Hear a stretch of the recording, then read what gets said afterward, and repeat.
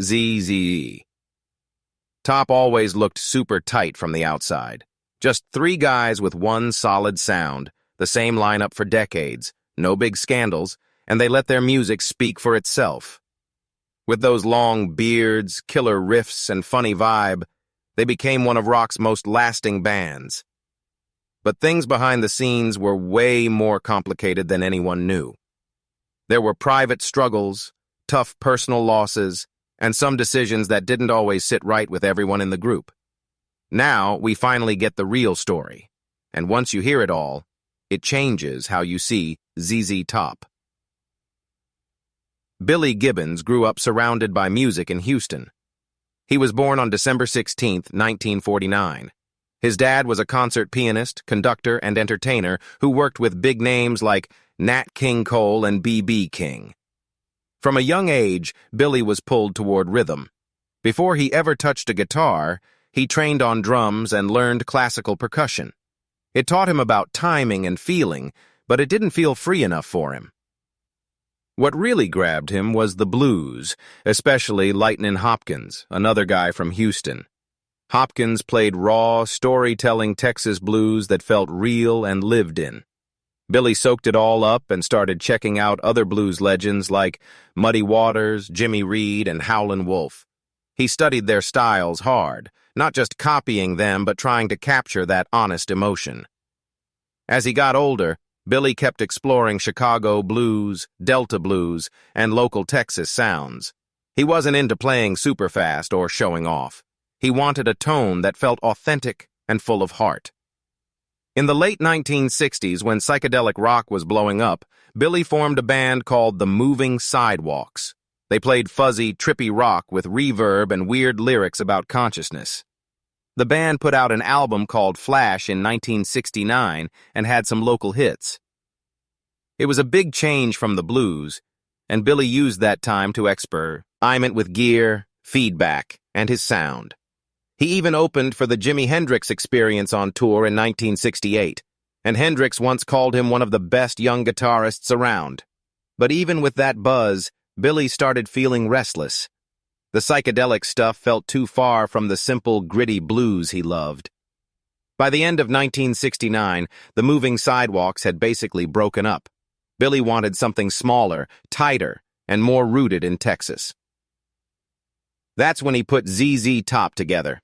He brought in Frank Beard, a solid drummer from Dallas who had jazz skills and rock energy. Frank had played with a bassist named Dusty Hill in a band called American Blues. Dusty had a gritty voice and a great groove on bass. The three of them clicked right away.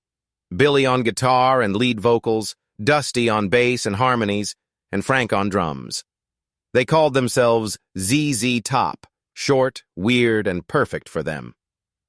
Their early albums in 1971 and 1972 felt raw and real, full of Texas blues riffs and laid-back stories. Then in 1973, their album Tres Hombres dropped, and the song La Grange became a huge hit. It was about a real Texas brothel, built on a hypnotic riff. Suddenly, ZZ Top wasn't just a local band anymore. By the mid-70s, they were playing arenas. In 1976, they did the worldwide Texas tour on a giant Texas-shaped stage with live animals and cacti. It was wild, but they still stayed a three-piece band. Their look was changing too, longer beards, sunglasses, cowboy hats, but the sound stayed bluesy at its core. Everything shifted big time in 1983 with the album Eliminator. They mixed their blues rock with synths, drum machines, and a slicker sound. The music videos were fun and flashy, with fast cars, pretty girls, and that signature ZZ Top cool. The album sold over 10 million copies in the U.S. and brought them to a whole new pop audience. But even with all that success, there was friction inside the band. Billy loved experimenting with new tech and tones to keep things fresh. Dusty and Frank went along, but they were more tied to the old-school blues feel. Some fans and critics called them sellouts for using electronics and making polished videos. Inside the group, there were quiet debates about how far to push things. Billy usually led the studio decisions, and the other two sometimes felt left out. It built up slowly. They also had issues with their longtime manager, Bill Ham. He had helped shape their image from the start, but later there were money disagreements and contract problems. Nothing blew up publicly like with other bands, but it added stress. On top of that, each guy had his own private battles.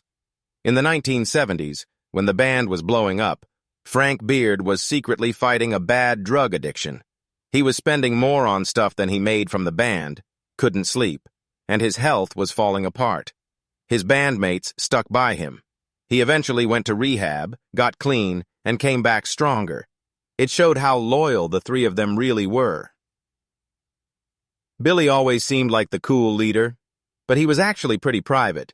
He didn't love the flashy side of fame. He preferred being in the studio messing with guitars and tones. The pressure of leading the band and keeping the hits coming weighed on him quietly. Dusty Hill was the steady one, calm, funny, and reliable. He stayed out of the spotlight, but his bass and harmonies were key to their sound. Over the years, his health got rough. He had hepatitis C in 2000, which made them cancel shows. In 2014, he hurt his hip in a fall on the tour bus. Then in 2021, he had another hip problem and took a short break. They brought in their guitar tech, Elwood Francis, to fill in. Just a few days later, on July 28, 2021, Dusty died in his sleep at home in Houston. It hit everyone hard. Billy and Frank had played with him for over 50 years.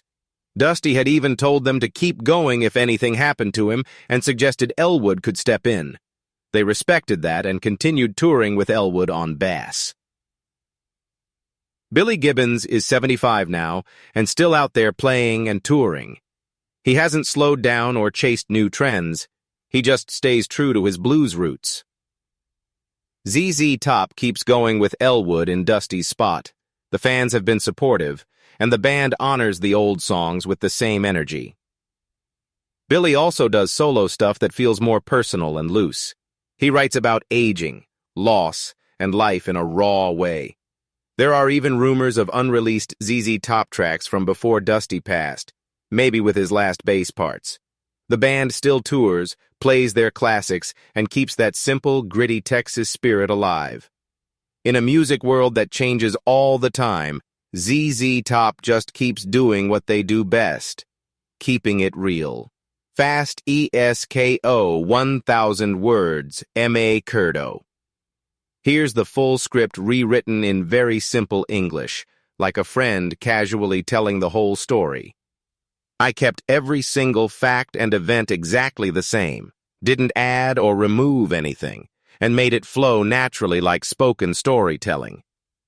It's expanded to a row, and 10,000 words by using a relaxed, detailed narration style with natural explanations, repeats for flow, and easy sentences an 8th grader can understand. 8th grader can understand. You know how ZZ Top always looked so solid from the outside? Just 3 guys who had this one tight sound that never seemed to change much. They kept the exact same lineup for decades, stayed away from any big scandals, and basically let their music do all the talking. With those famous long beards, heavy riffs, and that cool sense of humor they had, they built something that became a real part of rock music history. But honestly, that was only what people saw on the surface. Behind all that, things were a lot more complicated than anyone realized.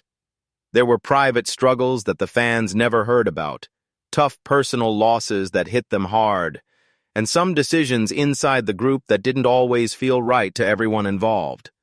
But now, after all this time, we finally get to understand what was really going on behind the scenes with one of the most iconic rock bands ever. And once you hear the complete picture, it kind of changes everything you thought you knew about ZZ Top. Let's start with how Billy Gibbons got into all this. Way before ZZ Top grew those crazy beards and turned into one of the biggest blues rock bands around, before they were selling out huge tours, getting platinum records, and making those unforgettable music videos that basically helped define the early days of MTV, Billy was just a regular kid growing up in Houston. He was born right there on December 16, 1949, into a family that really loved music. His dad, Frederick Royal Gibbons, wasn't just some regular guy. He was a concert pianist, a conductor, and an entertainer who actually worked closely with MGM Studios. He even produced stuff for huge stars like Nat King Cole and B.B. King. Because of that, Billy was around music all the time from when he was really little. He got pulled toward rhythm in every way possible. What a lot of people don't know is that Ellie didn't start with the guitar at all. Before he ever picked one up, he was classically trained on percussion. He studied drums as a kid and went through all that structured, disciplined side of classical music. He learned how timing, tone, and even leaving space in the music could create real emotion without needing any words. It was grounding for him, but it didn't feel freeing. He wanted something else, something that let him express himself more openly. And that something came when he discovered the blues. Especially Lightnin' Hopkins. He was another guy from Houston, and his stripped-down style really captured the raw, gritty feel of Texas blues. It wasn't just about the music for Billy. It felt personal. Hopkins played guitar like he was telling stories from his own life, and his voice sounded like someone who had actually lived through everything he sang about. Through Hopkins, Billy started listening to other blues greats like Muddy Waters, Jimmy Reed, and Howlin' Wolf. He studied all their styles really carefully and tried to understand not just how they played, but what the blues actually meant deep down. As Billy got a bit older, his love for the blues only grew stronger. He kept exploring sounds from Chicago blues and Delta blues, plus all the local Texas styles that were around him. He started working on his own guitar playing, moving past just copying what others did. Instead, he began experimenting with tone and texture. He wasn't trying to play super fast or do flashy solos. He was chasing a sound that felt real, honest, and connected to the tradition he loved so much.